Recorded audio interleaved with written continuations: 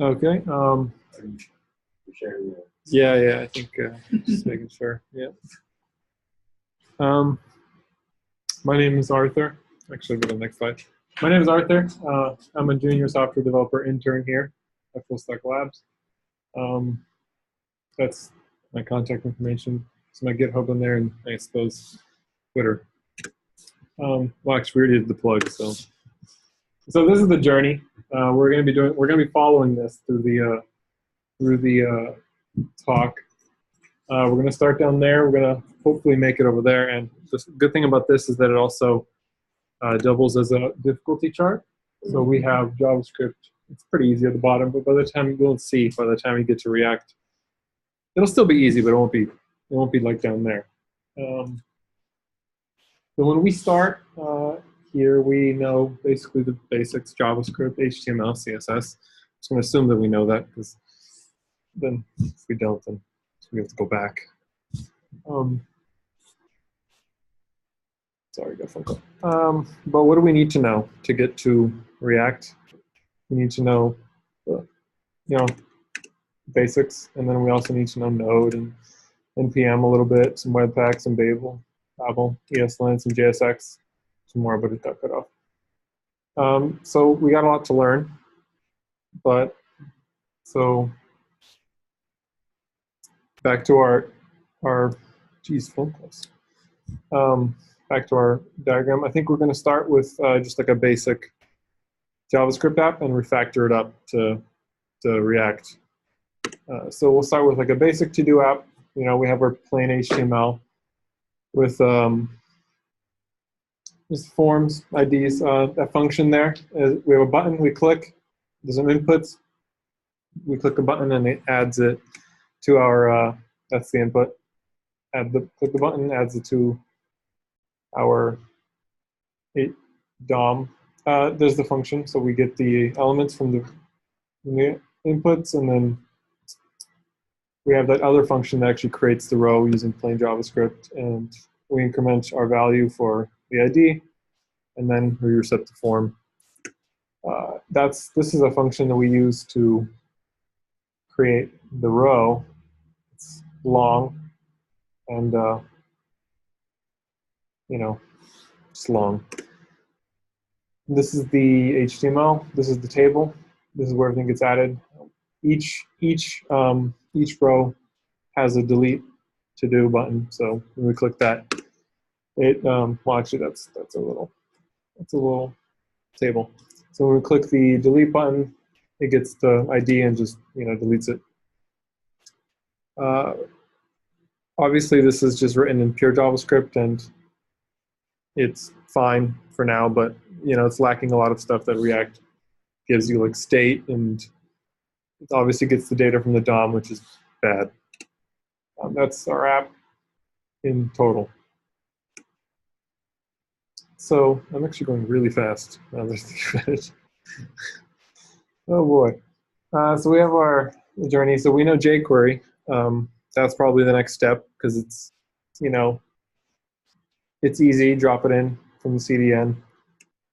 So you don't have to no build tools. It loads from the CDN, and syntax is easy. It's not much more to learn. So obviously, it's like the logical step.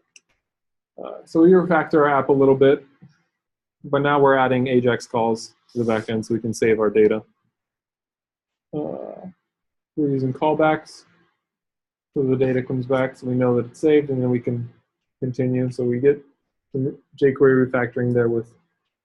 We're still accessing from the DOM, which is obviously still bad, but better than before, a little cleaner. Yeah.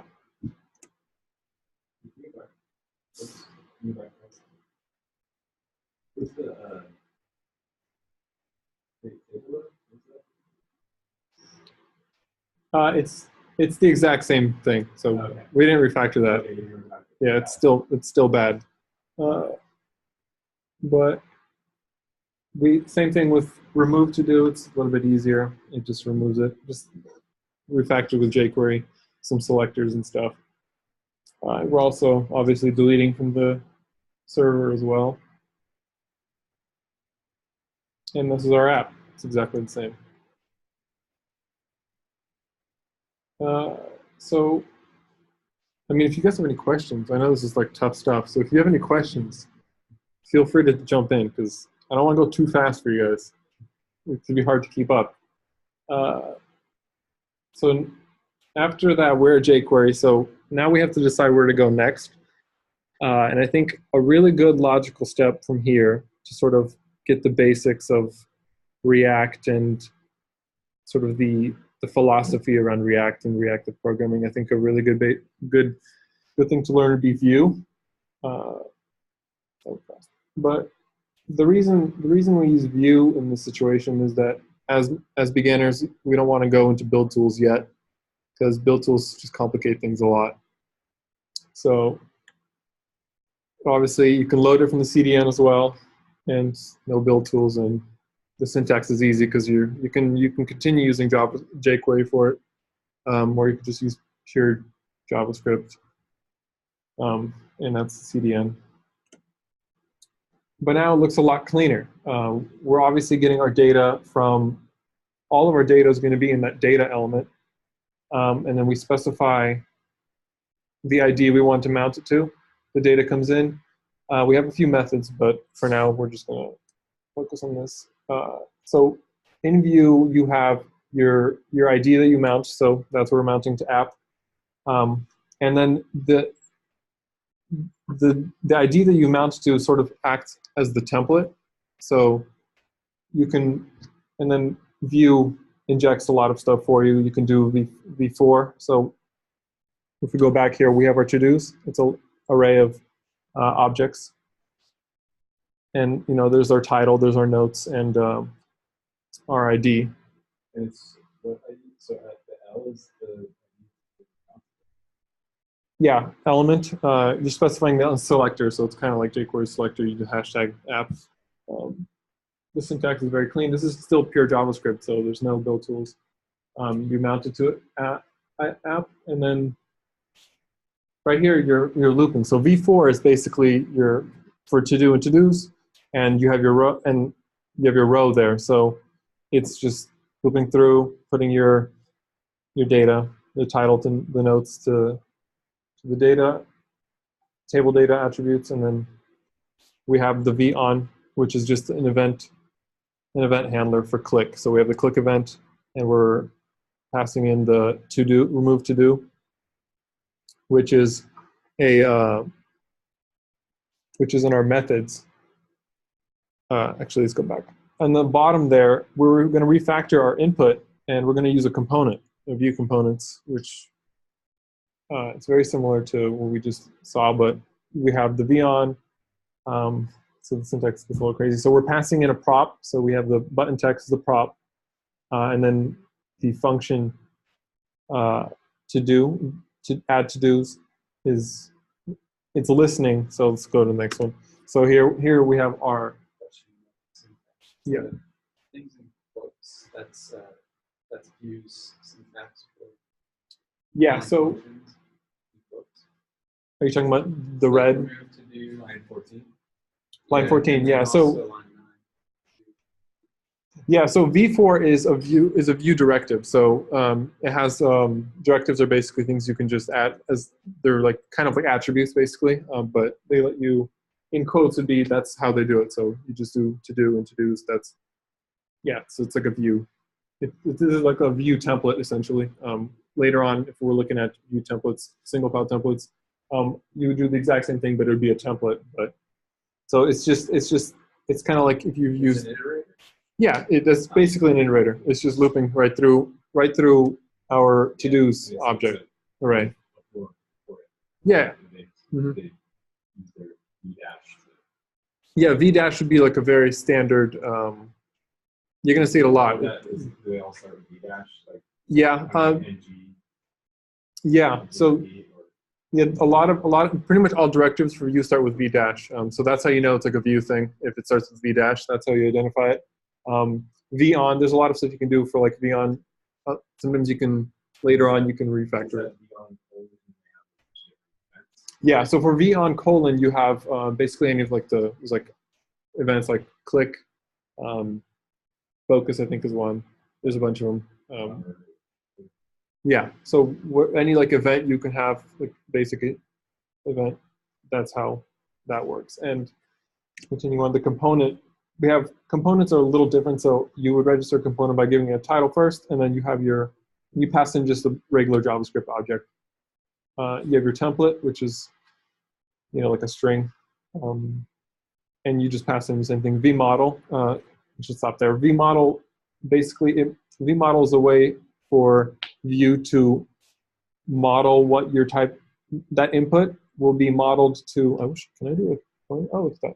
So for vModel, whatever you put in here is, you specify it in data. So in components, you have to, components data is a function, and it returns a JavaScript object with input. So in our data, we have our input title and input notes, and that's modeled with the model here, input title. So whatever you type into that input will be binded to our data, basically.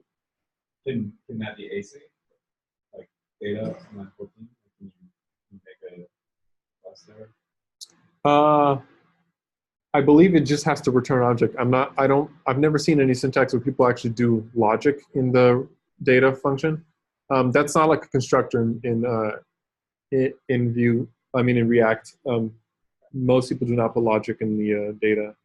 So it's literally there just to return. I think you might be able to put logic. I've never seen anyone do it, but I suppose it could. But like in the real world Vue, you wouldn't like put a bunch of data in there, like you'd be fetching data from somewhere else, right? Right. Usually that'd be passed down. So Pass the data down. yeah, it would be like you would come see. Actually, we have a prop right there. The button text. If we go back, we're passing in button text here as a prop. We register props in our component, and we can use props here with handlebars. And you can call the prop from the data. Yep, you could, yeah. But it sort of lives in this would be the keyword there. So you can just call it that way. So you do this dot input, this dot input notes. You would do the same thing with prop, like this dot button text would be the same thing. The data, if you look at this, the actual constructor for Vue, just the object, here it's not. It's a little confusing. It's not the same. If you're using build tools, this is just because you're doing it through pure JavaScript. So here it's not a function, it's just a pure object, basically. So that's sort of what they're trying to mimic here. They need a function here that has to return. So here we're binding the v on to a function. So this will fire an event. It follows the props down, actions up methodology from React, and basically everything Ember, Angular, everything. So you click it, it fires this event, which will just fire add to do with, and we'll pass in our input title, input notes, and that's being listened to. I think actually that's being listened to. Nope, not this way. Say actions of the callbacks. It would be similar, but actions would be you fire actions, and so you have a child component. So the child component would be the one that throws. It would emit actions to, and the parent component would listen to it. So here we have this is the we're firing. So right here we're listening. So the on would be just like on an event, but in our event we have add to do, which is being fired by here. So we're emitting this event, and our parent component is listening to it. And then you're giving it a call, essentially a callback function to handle it. So that would be a handler, which is here. Now we're getting the data from that action, and we're passing it straight into save to do. And save to do just takes our data and posts it to the server.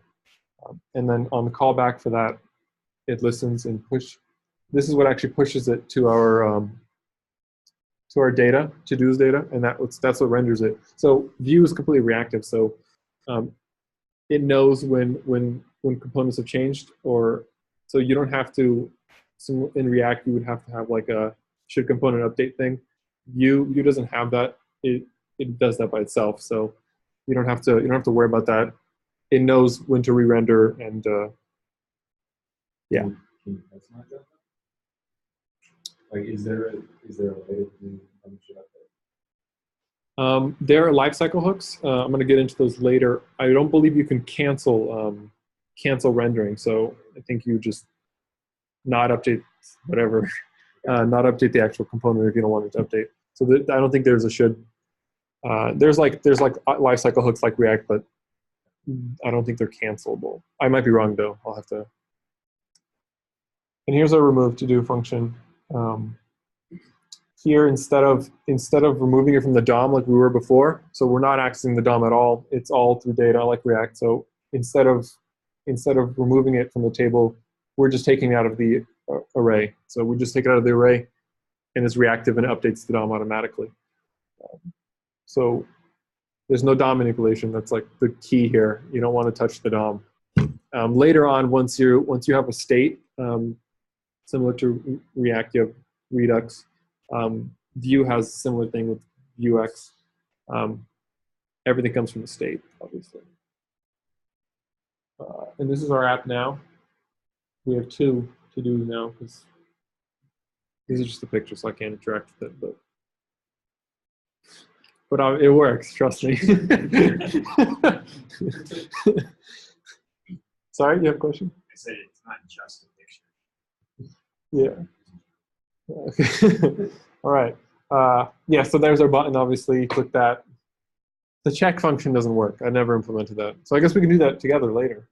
But I'd have to. You know what? No, we're not going to do that because you have to do the server. Well, maybe we'll do it. Why not? We're probably going to have time to do it. So here we are now. This is where we are now. We know JavaScript, JQuery, Vue. Now here's the hard part. Obviously, we're at the peak. It's sort of inevitable. We have to learn the build tools. So to learn the build tools, we need npm and Node. You know JavaScript, so you probably know Node. There's not much Node that needs to be learned. We're just going to assume we're not writing our server in Node. So we don't need to know Node to do React or Vue. Yeah. npm is just obviously just a package manager. Then we have Webpack and ESLint and all the configurations involved. We could install them ourselves with npm, but I think a better way to do this would just be to use create React app and then use similar thing as Vue CLI. They make it really easy. You just run the command and. But in this case, the problem we have here is with create React app, you have to get all the functionality out of Webpack and well, you get all the functionality, but all the configuration is hidden from you. You have to eject to get to it. So I think in this case, it'd be better to use Vue CLI because you're doing the same thing, but you have access to all of the configuration files. You have access to the Webpack configuration. So if you want to look into it, you can. It's not required. Yeah, so a lot of people don't. But yeah, a lot of people don't. I've never rejected before either. I like safety. Yeah. It's a personal problem. Yeah. What is the check supposed to accomplish? I mean, give you more Webpack. Yeah, it shows up all that. So. Well, I guess this is a perfect time for a demo because I have well, maybe it's perfect. It's just, no, you can't see that. Okay, you know what? It's gonna, now you can see it.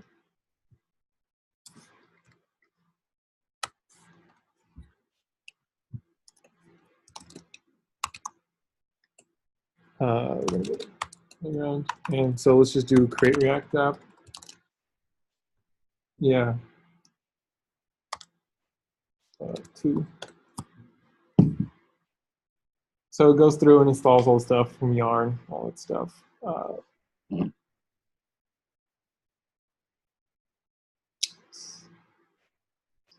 I could have just went to my other Create React app that I've already made. Well, yeah, okay. So if you look here, oh man, you can't see that. Oh, I'm not even in there.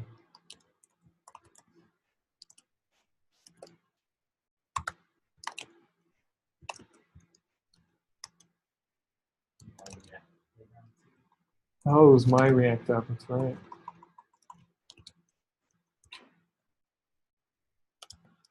So if you look in there, you don't see any of the, this is a terrible. Oh, look at that. Oh, it's good. So you don't see any of the configuration files. You have node modules, which is all your pack stuff. You have package.json. You have your public folder, your source folder, and your lock. But you don't see any of the like configuration files. So if you want to, for some reason, add your own loader to Webpack, maybe you can do that, but you have to eject. So what? Does anybody have a command to eject? Oh, there we go.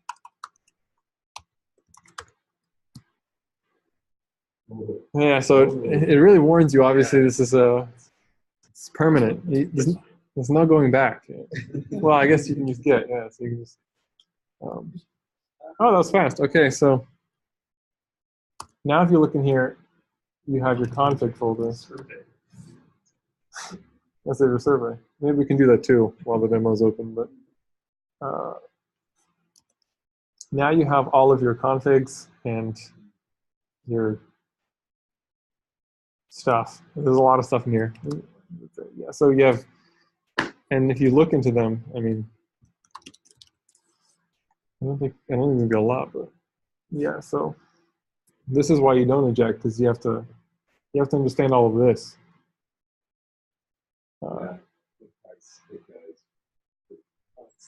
Yeah, and Webpack, I mean, it has its upsides, but obviously, yeah.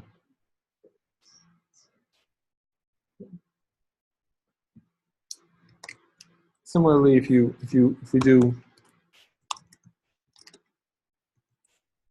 we do view in it, I should have just did my other one. I have another one. So you make it you actually get to choose your complexity with this one. It's kind of cool. So it asks you if you want to install like Vue router, which is the router package for Vue, and if you want to add ESLint, which one, all that. Vuex. You would have to install that. I don't think they throw it in here, unless, yeah, I don't think they throw it in here. But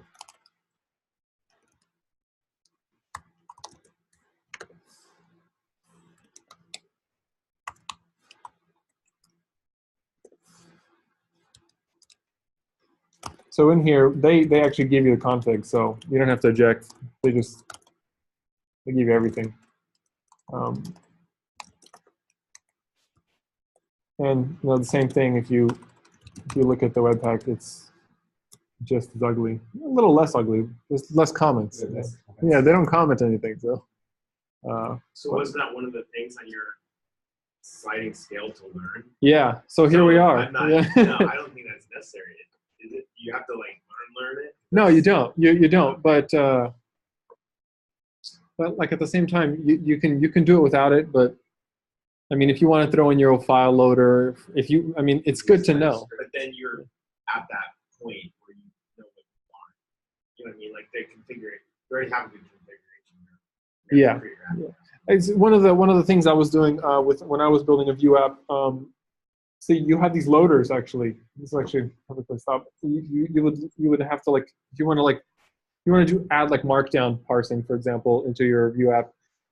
That's not built into Vue. I don't know if it's built into React either. Like if you want to throw in Markdown files into your app, you have to add it as a loader, or you can pull it, I guess, from like S3 or something. But you would have to add it as a loader. So knowing this is kind of, it's not necessary, but you're limited at that point. Like there's some stuff that you can do too with it that makes it worth knowing. Yeah. There's some stuff that I build websites for friends and stuff. You do a lot of really cool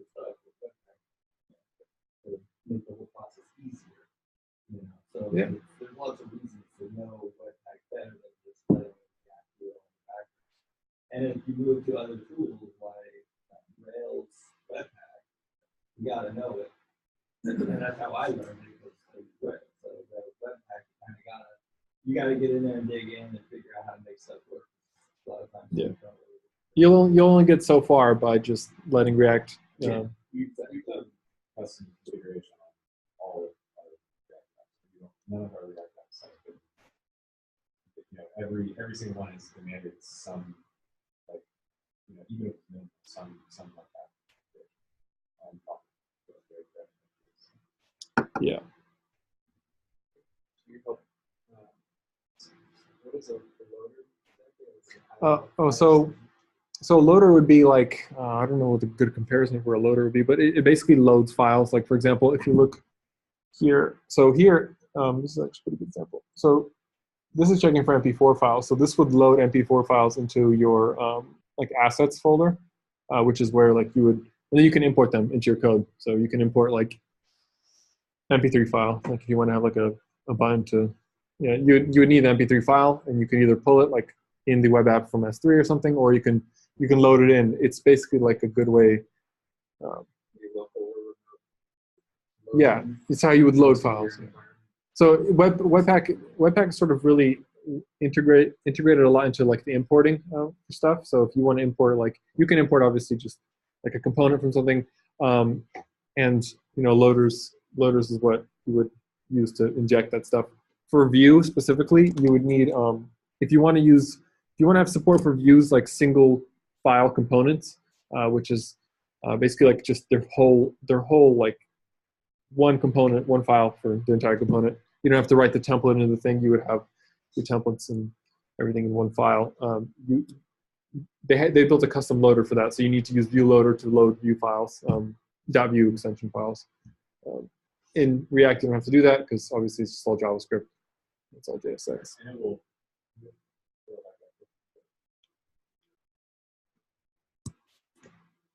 So you can see what it's like, that test, like that's matching against a pattern, right? Yeah. Like it's going to run through your files and then match them.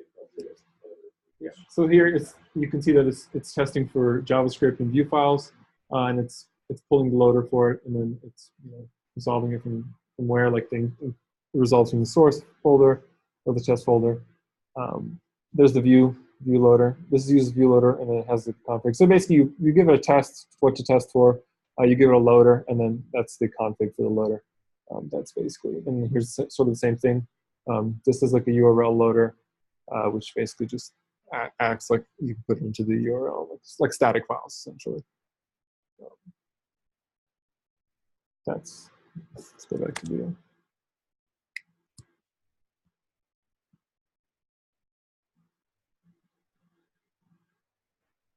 Okay, so yeah, we're here.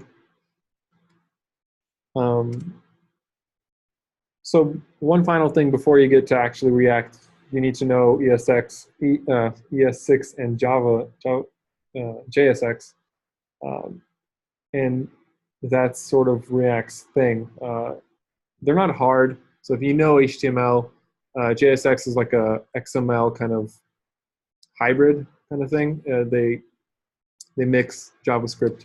It's powerful. Like you can do a lot with it just because you're writing JavaScript essentially in your template. It's kind of like a template.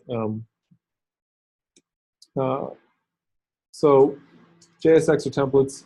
JSX leverages the full power of ES6, so you can do a lot. Like you can assign JSX to variables, and there's a lot you can do with it. It's easier to test as well. I don't have any code examples for JSX. I didn't think we'd actually need it because I assumed I don't have any code examples. All right. So templates, they embrace HTML. For Vue uses templates, so you have it's like what you know HTML, so there's not much more you need to know to use templates. Like it's just handlebars like from Ember, all that stuff. So it's easier to refactor applications like we did with our to-do app. You just moving code around, and you have a div, and you have your template right in there, and attached with Vue, and It's really easy to refactor, and it's easy to read because it's HTML. Everybody knows HTML. So in Vue, there's lifecycle hooks like React. Creating components, there's that constructor will fire and then the render, and then component, all these different things. In Vue, it's a little different. They don't have, like I said, the constructor or the render function. But you could use JSX with Vue if you wanted to. I don't know why you would, but you could. They give that functionality to you. And updating, so like I mentioned before, the should component update, that doesn't exist in Vue. It's just for update, and updated is just fired, and mounting, obviously destroying.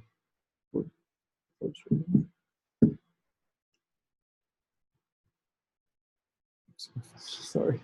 Well, one thing with React is its custom renderers. That's probably the main thing. React. If you're going to learn React, it's probably because you need custom renderers. I guess you can React. Everybody knows React Native. How many of you guys know any of the other custom renderers for React? There's a lot. Besides React Native, there's React VR, React TVML. That's writing Apple TV apps, basically. You can do that. X11, you can render it straight to X11. You can React components go into SketchUp. Vue also has a custom render, but it's only one. It's just Vuejs, which is the React Native component equivalency. So you can write native apps with Vue. Vuejs is very popular in China, as with all of Vue. They use Vue everywhere. So the big apps like Alibaba, yeah, they use Vue. Youku, I don't know what that one's. Is that right? Yeah, the video one, the Chinese video one. That's all written. All these parts of it is written in Vue. I don't actually see what's next because my thing is good, but I don't know why this slide is here.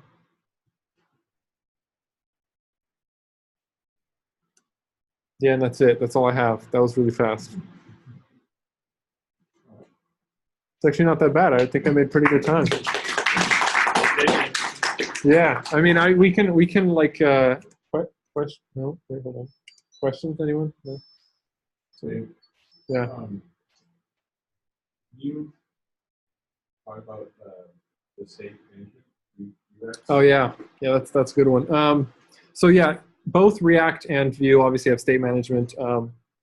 React has Redux and Vue has Vuex. They do the same thing, but they're a little different. As in Vue, you would make. Let me see if I can No, I can't pull it up. I guess I can pull up the documentation, but that's kind of pointless.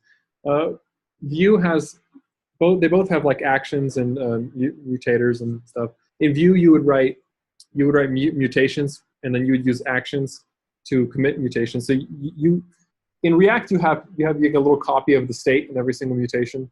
Vue, you don't have that. Actions where the asynchronous logic happens, and then you would commit mutations to the state, which is kind of similar with React. But the React mutations, mutators or reducers, I believe they get like a little version of the state, and then you overwrite the state with reducers, and then obviously you check with should component update if you want to update. I wish I had a slide for it. I should have made a slide for this. Yeah, let's do the talk. Yeah, why not?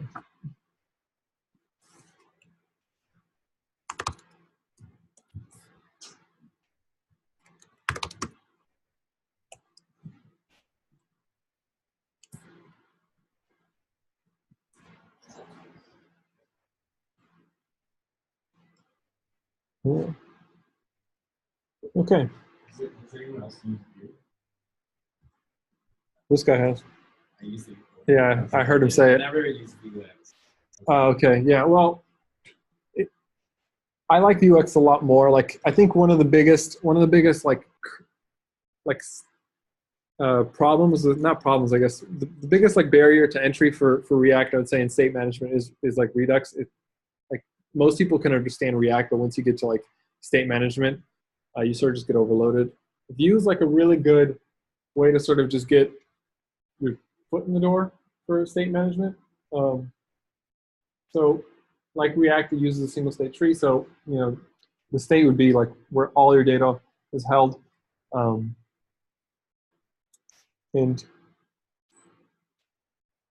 you know, you would pull it from computed functions, which I didn't get into in the talk, but computed functions are basically like, I really don't even know how to describe them. Like they have access to your data, and then you can call them like properties essentially. You can. So yeah, this is an example. You would, I guess we skipped installation point, but you install it, and that's how you initialize it. You import it, and then you just say view use Vuex, and then that's the store. So you make a store, has a state and mutations, and it also has actions. So whenever you want to, and mutations increment, so it gets access to the state, and then you commit actions or mutations to the state using. And the mutation is an action? No, so the difference between actions and mutations is actions give you that's where you do all your asynchronous logic. So if you want to call like Ajax call or something, or an Axios call, you would do it in actions, and then you would use mutations to commit those changes. Yeah. So this would be an action. So you increment and then you commit using and commit is what you use to commit mutation. So you give it a mutation. You can also pass logic. You dispatch actions. This is the increment has async here. So if you ever want to do async logic, this basically almost everyone, when they do stuff like this, is all your Ajax calls, all your asynchronous logic goes to actions, and you would use commits, mutations to commit changes to. So your mutations are passed in instruction and out into the actions. Like, so the argument is an object with all of your mutations in it for each action. Because commit is a mutation, right? Yeah, no, you would pass any data you want to change into the commit. So if you go to mutations here, so right, so increment, you get the first argument is the state, and then you get what you want to change. So that's your logic. So you want to add the first parameter in a mutation is always the state, and then the second parameter or so on would be just whatever payload you want. Yeah, so it's store.commit. Yeah, so basically you would do the store.commit. Yeah, they do a lot of deconstructing. That's why you didn't see the.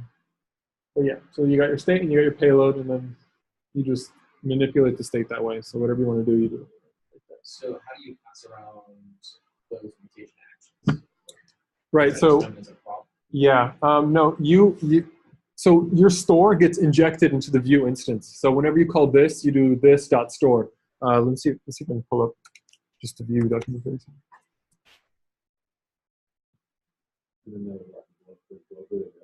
Yeah, they get injected into the Vue instance basically. So whenever you want to call the Vue instance, they're injected into there. So let's go to single file components, because that's probably a really good way of looking at it.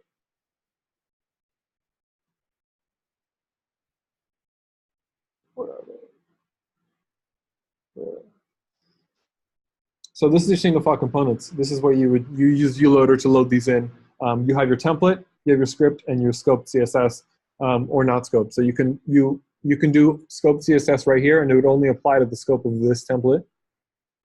And there's your data. So when any logic you want to do, so yeah, computed would be one way of getting them, but there's getters, for example. You would map these to your functions in methods. So they give you like a getters, which you can spread into your right here, map getters. So here's your computed functions. This is inside of a component basically. and you can spread your getters that you want to use right into the component. So, and then you would just do this dot another getter, basically, or whatever. So yeah, so the store also gets injected into your Vue instance, and you can call your store from basically anywhere you can import it. You have to import it. No. So it's like globally. So yeah, when you use, see, when you said what Vue use does, Vue. Yeah, this right here, basically what this does is it makes Vuex, the store, globally available to Vue. So in any of your components, anywhere you have access to this or the Vue instance, you have access to the store. So you can do basically anything you want from the store with that. The store also has, yeah. So you want to do an action, you can call it from store. So a lot of what happens is with sort of like a side effect of the store is you have all of the logic, all of the real logic of your app would be in the store, in the actions. So whenever you build applications, you just have a ton of functions in your store, in your actions that specify all logic, and you just import them to components. So your components really have no logic in them, and then you import them, or you have access to them through the store. So like, for example, in our to-do app, you would have all of the to-dos in the state, and then actions like the Ajax. You wouldn't have a function in the methods. You would just define that function in actions and then call it, and then your callback from that function would be a commit to the store, to the state. That's basically, I know it sounds confusing because I'm just terrible at explaining it, but yeah, the thing with Vue is it's easy to get your foot in the door. The syntax is really easy. And so before you know it, like you can probably learn Vue in like, I would say like 3 hours really, because there's nothing complex about Vue. And then from there, if you need React, all the same concepts apply. The only difference is JSX. That's it. So in my opinion, the only reason you have to learn React is if you need React Native. That's my opinion, but there's a lot of React developers here, so. Is there a historical relation? No, I don't. They're built on top of each other. So if they actually, one of the things that they did, if you look at the comparison of the frameworks, they both, Dan, who's one of the contributors to React, they worked on this comparison guide together. So I don't think there's any relation between the two of them. They just I think Vue is newer, so obviously it has a lot of inspiration from React and like a whole bunch of languages. That's what I like about Vue. Is just it seems like they've taken the easy parts of all of the not easy languages. Yeah. Definitely share React Native apps, utility classes or something like that. React is a little bit easier to port to, probably. Yeah. The thing with Vue is that it's so new. It has almost no. It's not almost no support. It's got support. Just a lot of it's obviously Chinese because everyone's in China uses it. It's got a lot of libraries. It's got a lot of stuff. The ecosystem's pretty big, but it's still really, really, really small. Yeah, compared to React. Obviously, React's huge. How does Vuex compare with MobX? Because MobX has like a different implementation than React does, where like, you still have a single state tree for either one of them, but MobX you don't have to pass into everything. So I think it's more like I haven't really used it, but I think it's more like you attach it to the store and you just access it. There's a lot of usage passing things that change. Yeah, I haven't dealt much with MobX, so I don't really know. But yeah, with Vue, yeah, you do a lot of just yeah. That's my entire presentation. So I mean, if you have any more questions, please. Got plenty of time. Yeah, that's it.